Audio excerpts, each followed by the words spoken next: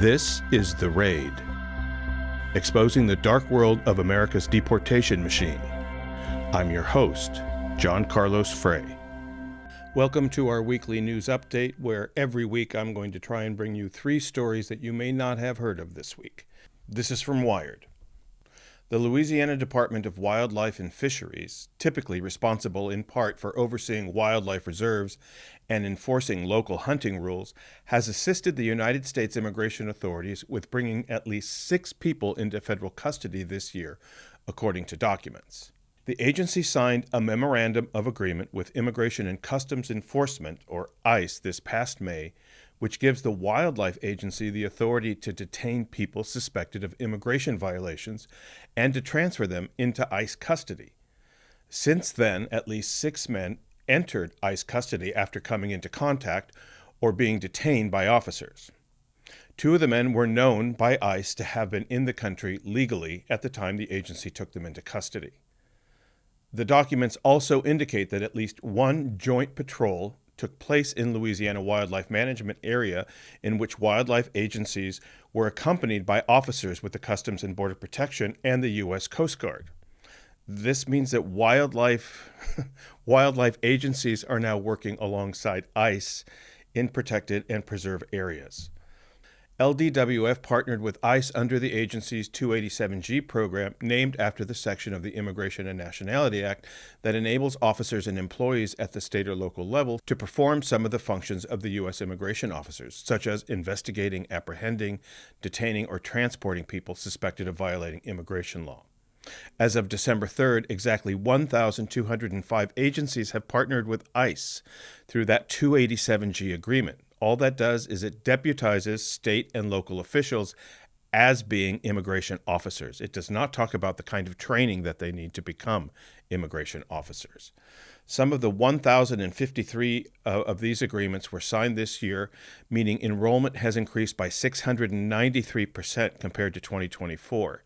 The report claims that no one on patrol witnessed any crimes or civil violations. Despite this, it says that the federal partners were able to identify and detain 3 subjects for immigration issues, adding that all arrestees were transported by federal agencies to detention centers. It's unclear why these individuals were singled out, but all 3 appear to have Hispanic last names.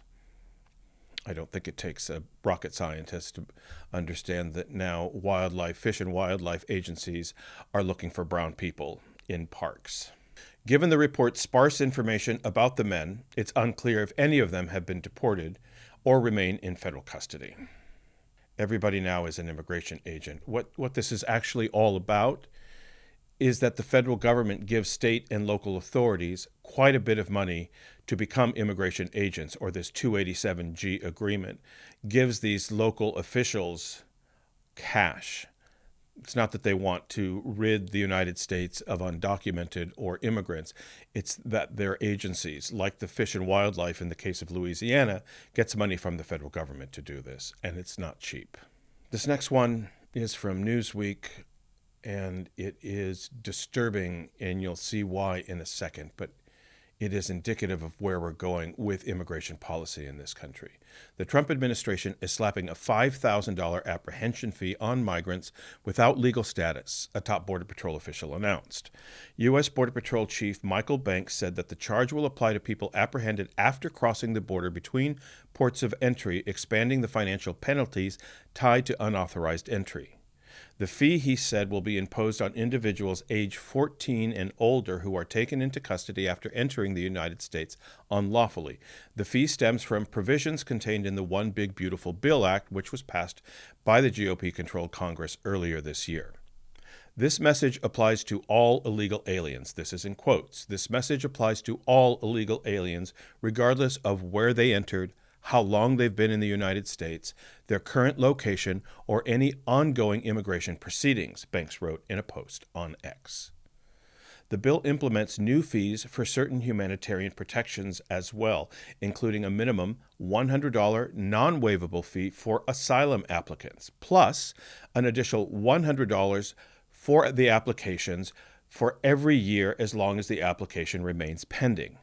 It also implements a $250 fee for special immigrant juvenile status, a form of humanitarian relief for children who have been abused or neglected by one or both parents. They're charging the kids $250 even though they've tried to enter this country because they are suffering from abuse.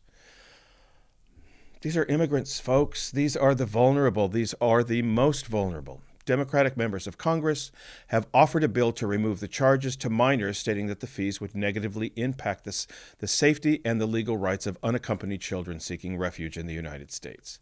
By October, teenagers in multiple states began receiving notices related to the fee. Advocates for unaccompanied minors believe that the fees will impede and even block many children's pursuit of life-saving humanitarian protection in the United States and make children more vulnerable to traffickers and other bad actors who will exploit these fees to prey on impacted children. Do you think so? Are we not allowing children in anymore? Are we not allowing the most vulnerable children in? Are we treating them all as a cash cow? According to the National Immigration Law Center, some of these fees are entirely new. Others mark a dramatic increase from current levels. The fees are listed as minimums, meaning that the Department of Homeland Security and the immigration courts may charge more than what is listed.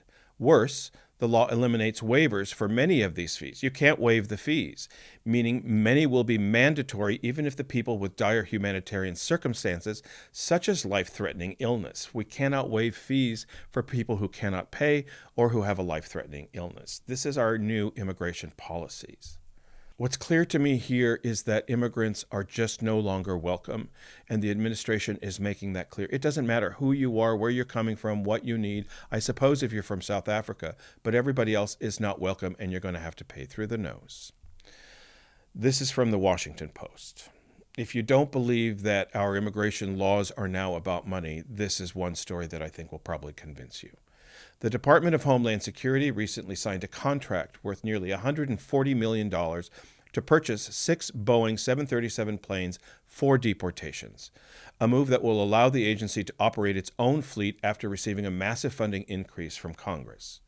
U.S. Immigration and Customs Enforcement has long relied on charter planes to carry out deportation flights, but 2 officials familiar with the contract and records reviewed by the Washington Post indicate ICE has broader plans.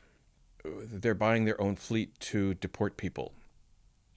Tricia McLaughlin, a DHS spokeswoman, said that in a statement in response to an inquiry from the Post that the planes would save money by allowing ICE to operate more effectively, including by using more efficient flight patterns.